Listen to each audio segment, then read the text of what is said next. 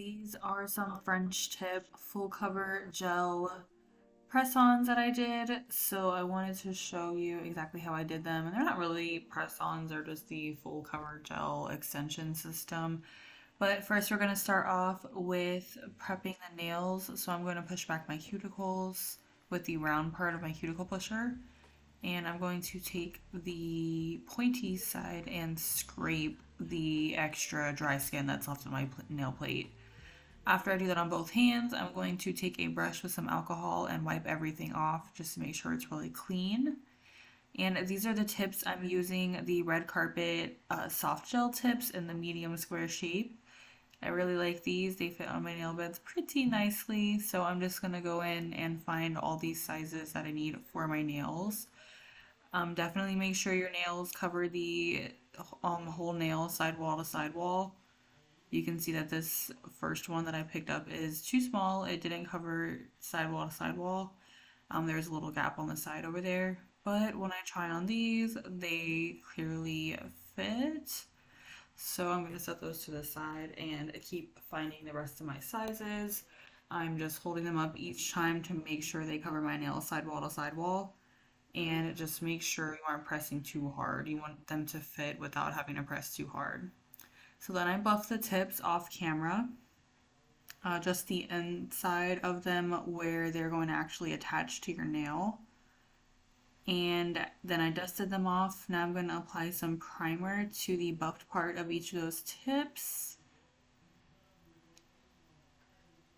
And I'm using the gel-like primer.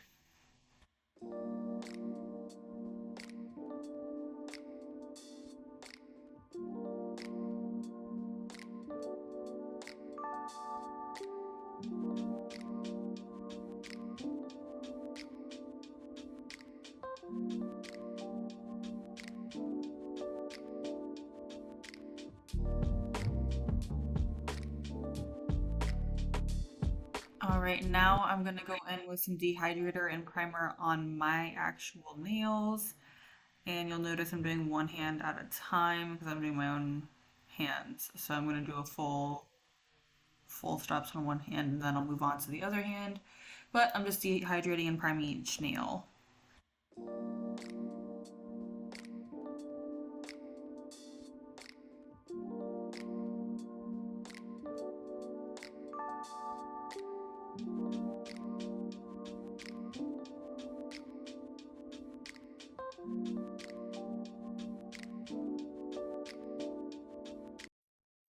Now I'm gonna go in with my gel-like 6-in-1 nail glue on each finger.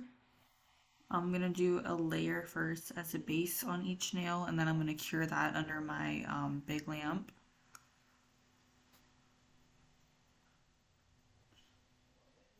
It doesn't have to be super thick, so I'm just doing a coat on each of my nails, and then I'll cure that for the full 60 seconds. And then I'll do my thumb. I like to do my thumb separately so there's no running of the gel or anything like that. Cure that, and then we're on to applying the tips. So when I started off, I didn't get really up close, but you'll see on the next one that I get a little bit closer for a better view. I think it's the next nail.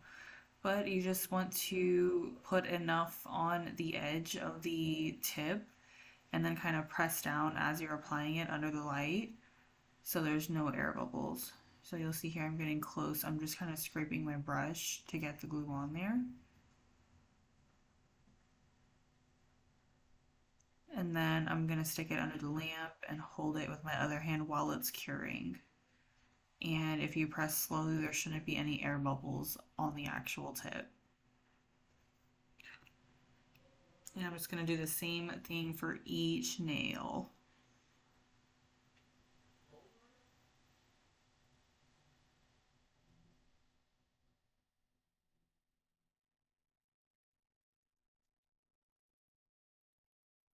Each time I apply a new tip, I'm really only holding it under the light for like 15 seconds, enough for it to kind of stay. Here I'm going to go in and wipe out any excess gel, if any squeezes out from under the tip, because I don't want that to cure on my skin.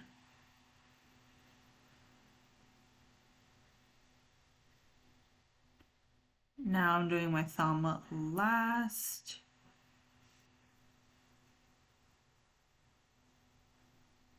And I'll cure that under the light here. And then I finished the entire right hand off camera just to save some time. Now I am going to prep my nails. Definitely want to make sure you season any new sanding bands and files when you first use them so you don't cut yourself. I just scraped that along a coarse nail file that I had so the edge wasn't super sharp. And now I'm just cleaning up any glue that may have gotten out from under the tip. This is going to help with your retention and it's really going to help your nails last by getting out any glue that may have gotten out. And after you do that, you're going to want to prep the entire surface. You can do this with the hand buffer, but I'm just going to do it with my little sanding band since I already have it out. And then I'm going to repeat that same step on my other hand. But sanding the entire nail is going to help your gel polish adhere to these tips that you just applied. So I'm going to go ahead and do that to my other hand. One thing I do when I'm working with my non-dominant hand with the e-file is sometimes I'll actually just move my hand itself instead of trying to guide the e-file with my non-dominant hand. It's just something that kind of helps me because I'm not the best at doing the e-file with my non-dominant hand yet. Sometimes I'm scared I'm going to cut myself, so that's just something I'm working on. But that definitely does help when you move your dominant hand instead of trying to use your non-dominant hand to do some precise filing on your other hand.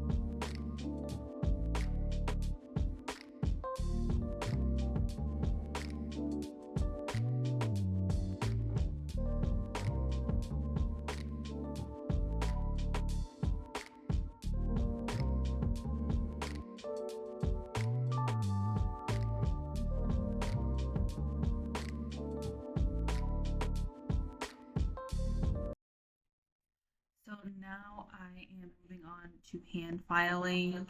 And again, I'm busting out a new file. So I am seasoning it so I do not cut myself. And I'm just rubbing it along another file on all the edges so those edges don't cut my skin. So I'm going to start by filing the sides of my nails. These tips are already a square shape, but I do like them to be more of a tapered square or kind of a skinnier square shape than they came. So I'm just barely filing the sides. I am going to clip them a little bit shorter. And one thing I like to do is try to hold the clipper at almost a 45-degree angle towards myself so I can get that sharp cut in my nails and almost have it look curved, if you know what I mean. That like really like filed and crisp, clean cut shape. That's what I like to do. And then when I'm filing, I also go in at that 45-degree angle kind of towards myself to really reinforce that shape. So I'm just filing the sides and kind of just making sure that they're not too stuck together with any glue or anything like that. If you do your nails, you know what I mean. So I'm just trying to separate that right there and file it properly. I clipped those a little bit shorter and then I'm going to move on to clipping this one.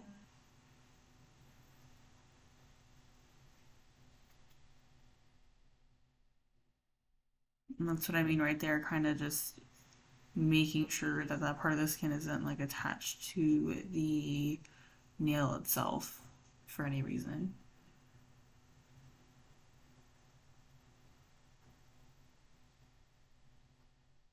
You can kind of see that I'm like holding it at that slight angle towards myself. And I'm going to file the sides and use my other fingers to help hold my nail in place so I don't hurt myself. Now onto my thumb. Again, I just needed to make another little clip to it.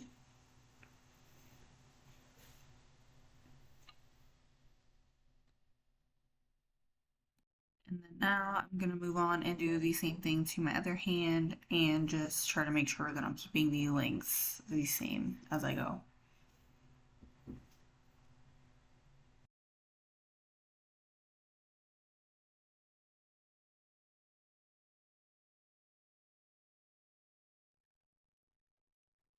Next, I am coming in with some nails that already have the base coats of the gel-like 6-in-1.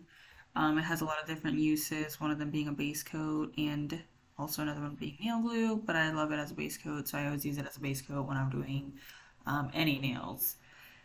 And then I'm going to go in with this Rarism shade in 150. It's a really pretty nude, like clear pink color. Love it on a fresh set of nails. So I'm gonna go in, I think I end up doing 3 coats of this color, just to get it the exact shade I want. But honestly, it was pretty after the first coat, you can see right here. But I think I end up going in with about 3 coats, just to get it to the opacity that I want. And then I'm gonna go in with a matte top coat so that I have a smooth base for the French tips that I'm doing on these nails. Except for one of the accent fingers, I'm going to be doing a rhinestone nail. That one I'm not going to put any matte coat on. But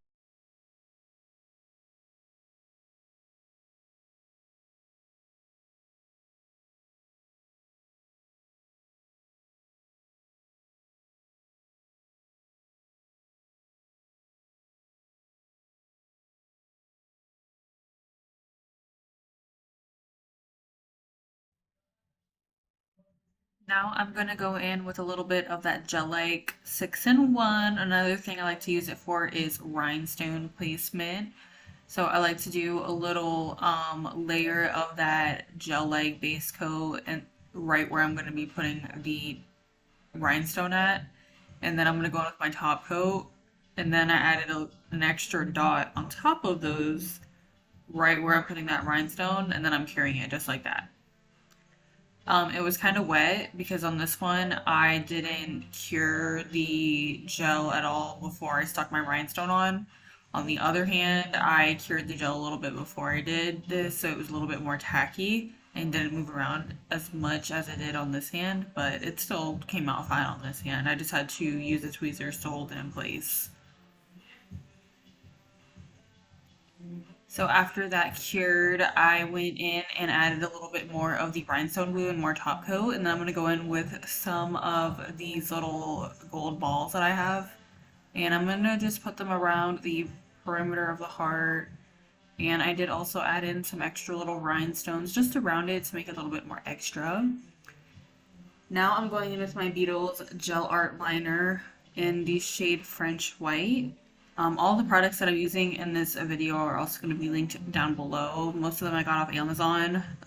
The only things that I got off of Shein were the rhinestones. So here I'm going to start doing the French, and I feel like I just got this style of French down, and obviously it's still not perfect, but the kind of deeper smile line French like these I really have been enjoying lately. It's like the modern style of French, and I've really been practicing lately, and I feel like I got it down. So that's what inspired me to do this set today. And usually I do my nails a lot longer, but I really was feeling these short nails. Honestly, I don't know if you guys watch it, but I watch and listen to Winter Blanco's podcasts and YouTube videos, and I'm watching like old ones right now because I just started watching it. So I don't know if she still does her nails like this, but in one of the older videos, I saw her with some short French nails, and I was like, ooh, they look cute. I want to do some too. So honestly, that is kind of what inspired me too. So I wanted to practice because also along those same lines, I've just been wanting to get better at doing the style of French. I'm pretty good at, just original French, but this one It's a little bit of a different technique, and you just have to keep the top part a little bit thinner versus a traditional French. So you can see I kept this first finger in real time so you guys could see how long it really does take, at least for me to do the French. Keep in mind, I'm not a professional, but I'm pretty decent.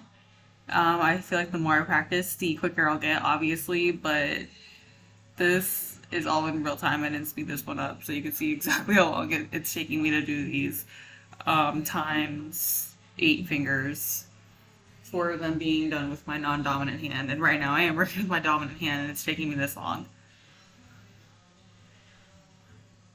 And it's also kind of hard to get the up close angles that I need while still trying to film, and a lot of clips got cut out of this video because my head got in the way, to be honest. So I definitely need to be careful with that.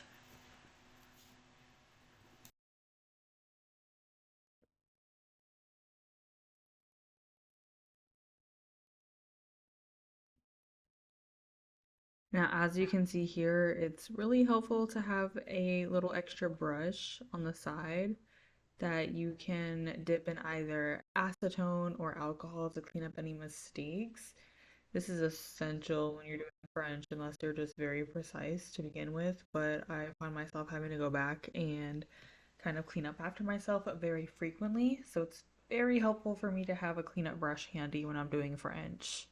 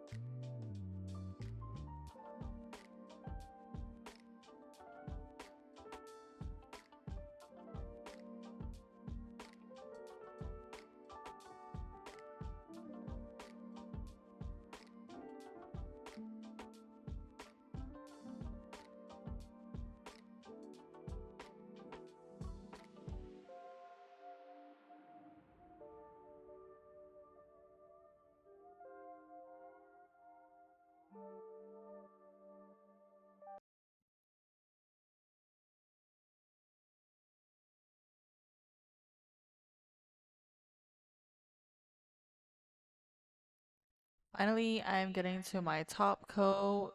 I'm using the Model One's top coat in this video. It's decent. I don't really have a problem with it. I mean, I'm looking at my nails now. It's been a few days since I did these, and they're still shiny. Actually, I just purchase different top coats all the time. I don't really have one that I'm like ride or die for yet. As opposed to my Gel Like 6-in-1, I'm using that for like everything and anything I can use it for. But as far as top coats, I haven't really found one that I'm really obsessed with. But if you have a recommendation, I would love to try it. I do want to try that Koopa one that a lot of people talk about. But I finished with my left hand. Top coat is on and cured. So now I'm going to move on to my right hand. And I'll go in with that same Rarism 150 shade on all the nails. And hopefully not get my big ass head in any of these other shots.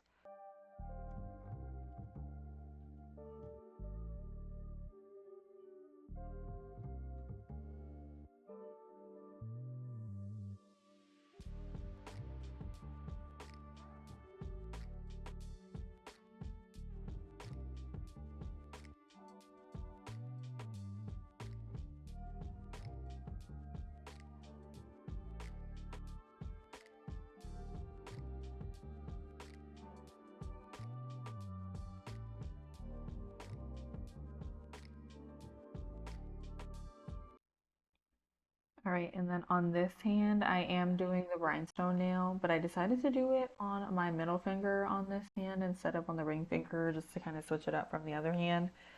So I'm getting the little rhinestone out, and I already cured that little dot that I had on my nail with the rhinestone glue for just a couple seconds before I stuck this on there. Just like the other nail, I did like a little layer of that gel glue, and then I did a full layer of the top coat, and then I added that little mound of that gel-like glue, and then I cured it for like 10 seconds just so it got kind of sticky. And then I stuck that rhinestone on there, and you can see here I wasn't having any issues with it moving like I did on the other hand. So I cured it, and then I went ahead and added top coat on all my nails, and now we're ready to file. I always go in with a final file after I do my top coat. I feel like this is exactly what you need to do to get your nails crisp. I cannot get crisp nails without doing a final file. I am just not that good, but I know a lot of techs do this also, but I really have to go in at the end and do like a final filing. This can also help if you have any like polish mistakes. Like you can see right there that it was kind of uneven right there with the polish, but I was able to fix it by filing. It just helps if you went a little crazy, a little too thick in any areas, you can file it off, and it makes your nails look super crisp and sharp. And again, I go in with that little 45-degree angle. And going in with that 45-degree angle, like towards yourself, is really going to help you get that crisp shape. Instead of filing it flat, like you would kind of think that you would need to do, that little 45-degree angle really gives it the illusion of being extra, extra crisp. Even like I'm looking at my nails almost a week after I did them, and they still look pretty crisp, and I haven't like touched up on did any filing with them or anything. Here I'm taking my little brush and I'm knocking all of the dust off, and I'm going to admire my nails because we are done and they are good to go. I didn't have any cuticle oil in the office with me when I did these, and I was too lazy to get up and get it.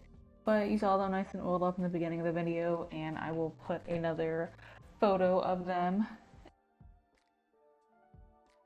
Like, look how cute they are. I'm so happy with how they came out. And again, I'll link all the products that I used in the bio below. And I hope you subscribe for future videos that I plan to post.